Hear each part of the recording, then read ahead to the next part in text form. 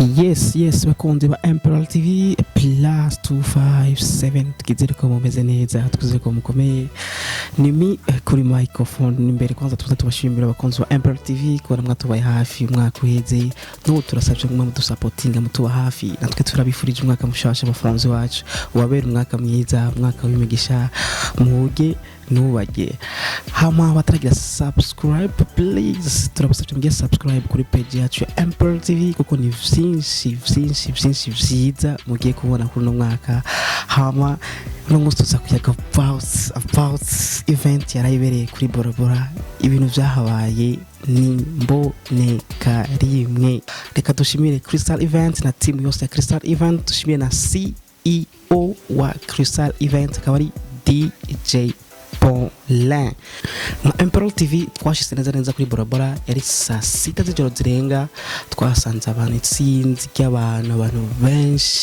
benshi cyane gose tubibutse ko iyo event yari iteguwe na Crystal Event kwinjira amahera 10,000 n'amahera 30,000 muri VIP. Emperor TV reka tureke kubicisha amajambo tubereka amasanamu ngene byari bimeze ngene byari byifashe hama hari abastar benshi cyane abo twashoboye kwibonera nabo muri Empire Avenue hari wa Belnice Mamisorika batatila mekarakara hama reka tubereka amasanamu ngene byari bifashe hama tuzogaruka kuri micro ndazi ni byinshi muza kumva ni byinshi tuza kubabwira hama mwibuke kuguma mugira subscribe kuri channel yacu ya Emperor TV. As a matter of fact, everybody turn to the person next to you. Tell them God bless you. God bless you. Tell them I love you. I want you to give them a hug right now. This is how we're going to set it off. Focus, man. DJ fully focused. Let's go.